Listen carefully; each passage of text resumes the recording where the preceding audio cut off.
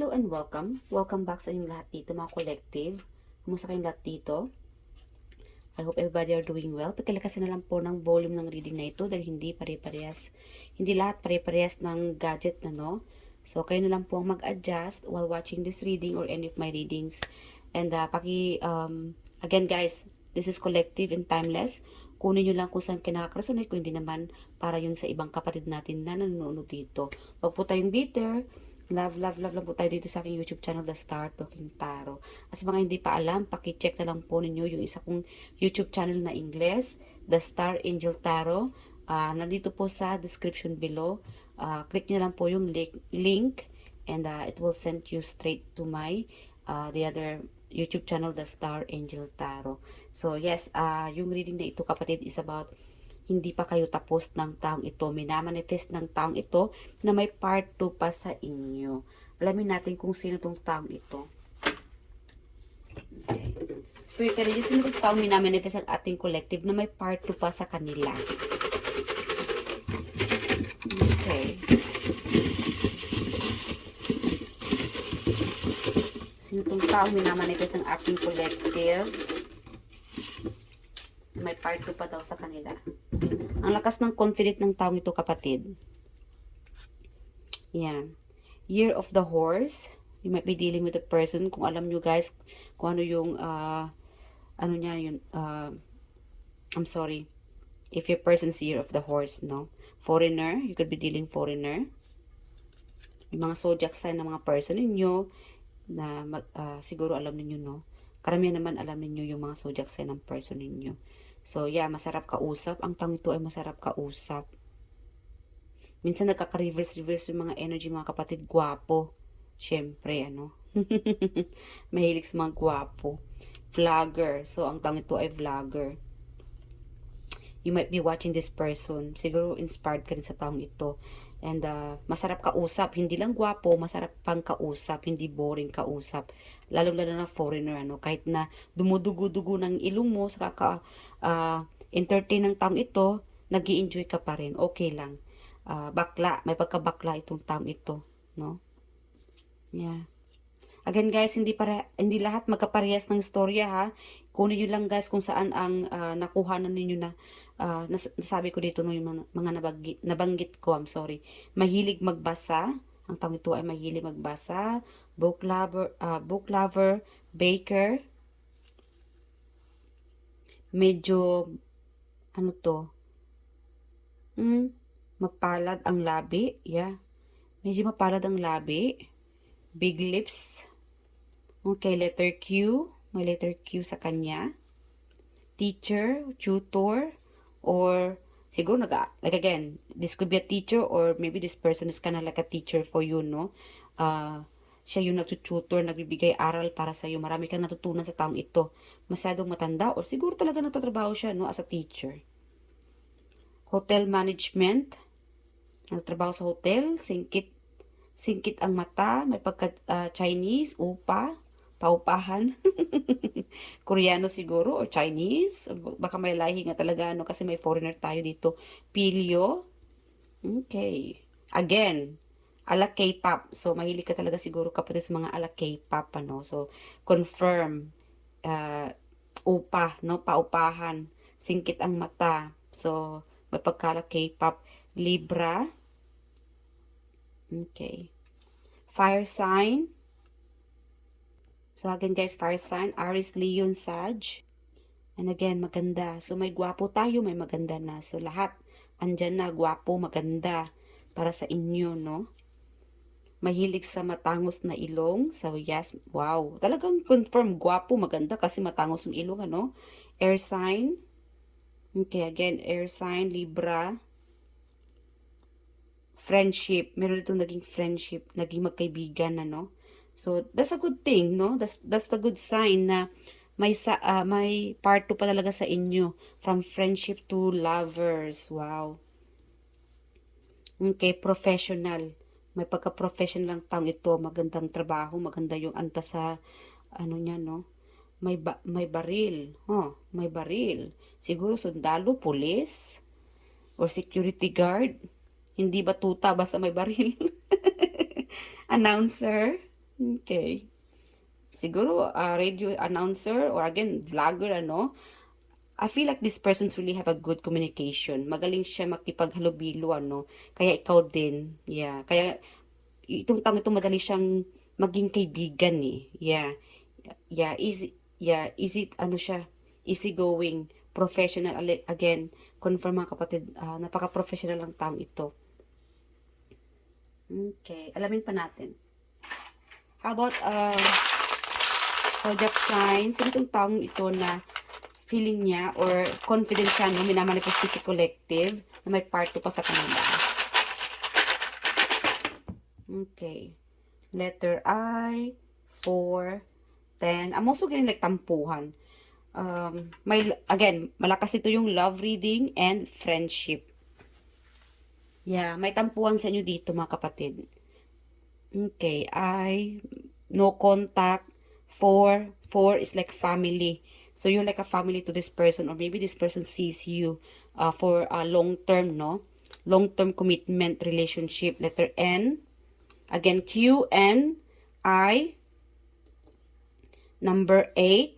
So again, we have number 10 and 8. It could be October and August.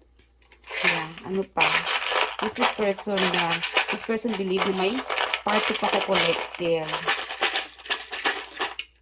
Ano pa? Number 5, May, March. Number 3, age gap. Number 8, again guys, infinity. This person sees you for a long term, no? Ang forever. Pang forever talagang tingin niya sa inyo. Wow guys, meron itong 6, 8, 8. Again, another 8. Angel number 888. This could be soulmate or twin flame. May distance sa inyo. Meron naman itong soulmate. May nagtatampo. Again, this person is longing for you. 0, it could be,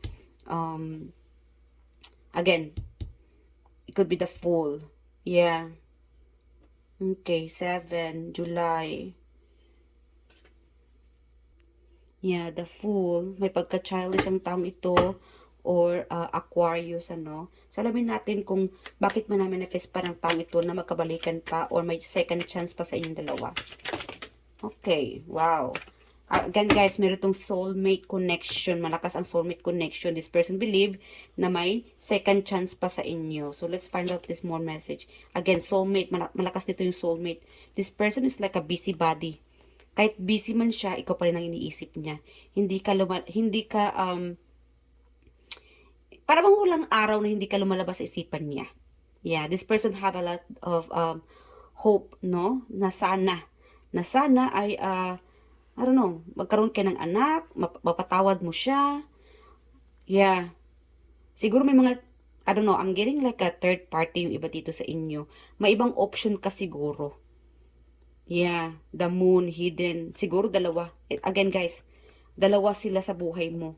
Nahirapan ka siguro ng time na iyon kung sino yung pipiliin mo, no? Kasi meron itong past. Yeah. Or siguro at this moment, dalawa sila. Dalawa yung mga options mo. And hoping na this person, I don't know, like for some reason, sana pakinggan mo ang iyong inner knowing, no? Kasi most likely ang tao ito malakas sa mga spirituality. Yeah. Intuitive. Napaka-intuitive ng taong ito. And again, this person believe na may part 2 pa sa inyo dahil may soulmate connection. And this person sees you to have a child. Or siguro may mga anak kayo from the past. Or this person, imagination, no? Ini-imagine niya mga kapatid na magkaroon kayo ng anak. Yeah. Okay. Ang kapatid natin dito may mga option. Wow. Ang ganda, gwapo, haba ng hair. Anyway, meron pa dito ibang storya naman. Queen of Wands, the High Priestess, the Queen. Wow, guys. And the 9 of Cups and the Strength. Kayo talaga ang inahabol ng taong ito. Kaya nga minamanifest kayo ng taong itong kapatid. And you might be sharing dreams. Baka napapanaginipan mo itong taong ito. And dahil siguro sa mga standards mo, ano. Yeah, you guys are kind of like have a high standard. So, depende. Yeah. Maybe you are communicating, malakas kasi dito talaga kapatid yung soulmate, soul connection, spirituality. And you can sense this person, You can feel this person, again, sharing dreams. You might saw this person, no? Nakita mo siguro siya sa panaginip. Napanaginipan mo siya, napanaginipan ka niya. The only thing na pinaginipan mo siya dahil this person's manifesting you, thinking about you deeply. Nararamdaman mo siya. Yeah. Maybe there is a spiritual lesson for you with this person. And again, awakening. Malaking tulong ka sa taong ito dahil ginising mo siya. Again, meron naman tayo ditong teacher. You're like a teacher din sa kanya. Marami siyang natutunan sa inyo. Yeah. And that's why this person sees you na napaka, pag naging kayo, no? Pang long term talaga, infinity, lifetime. Alright, ano pa? Why this person manifesting our collective? Bakit ba binamanifest ni ng taong ito si collective? So yeah, ang ano talaga, you guys are truly like a magnetic. Ang lakas ng charismatic, no? Napaka-charismatic mo sa kanya. Malakas yung dating mo sa kanya. And this person's longing for you. Kahit na may distance yung iba dito, this person's longing for you. And this person believe na may part 2 pa sa inyo. Okay. Dahil nga may soulmate connection, ano? And this person sees you a soulmate. Nakitaan ka niya na ikaw yung soulmate niya. Yeah. Ano pa? May mga sinyalis, awakening, anxiety. Okay. Anxiety. Yeah. Alam mo, at this moment, siguro sabihin natin na nakahiwalay kayo, ano, no communication, may distance sa inyo. This person's wants forgiveness. And siguro, whatever this person do, again, may third party din dito eh. Yeah, again, number 3. And kanina rin, nakuha ko yung third party. Malakas din kasi yung charisma niya. So, again, meron naman ditong 0. So, nakitaan ko mga kapatid na chick boy, chick girl din siguro siya nung time na yun. At nang nagkahiwalay na kayo, yung spirituality, again, malaki kasi yung tulong mo sa kanya. Awakening, guilty, karma. May kinarma dito. Dahil sa pagkawala mo sa buhay niya, yeah, ang laki ng impact mo sa buhay ng taong ito. Yeah, hanggang ngayon, hinahabol-habol pa rin siya ng mga guilt. Yeah, again, dito action. This person is thinking about taking action. One day, gumagawa na siya ng plano dito. 8 of Pentacles. This person is planning to talk to you or make an action. No? Yeah. Anong plano ng taong ito in the future? Beside na hingi pa ng hingi pa ng pagpapatawad. Anong plano ng taong ito in the future? Pinupush na siya ni universe, mga collective, na to take actions. Kasi kung wala siyang gagawin, wala rin. Habang buhay siyang maging malungkot. And I think takot siya na mawala ka sa buhay niya or walang closure. The Empress. I'm also getting like, siguro nabuntis ka, may anak ka sa taong ito. Or may anak kayo. And kasi again guys, may na guilty. Alam niya na may responsibility siya sa inyo. And that person, kinakarma. May kinakarma dito. Dahil sa nabuntis ka o iniwan ka sa ere, sinaktan ka, at ngayon ay kinakarma siya. Yeah. And again, in the future, itong medyo pilyo din eh. Kasi nakuha ko yung pilyo kanina, 'di ba? May pagkapilyo yung plano niya ha. Sa pagbabalik niya, for some reason nagkaroon siya ng idea na buntisin ka. So ingat-ingat mga kapatid ha. If this person's coming back, huwag niyong hayaan na mabuntis kayo. Alright?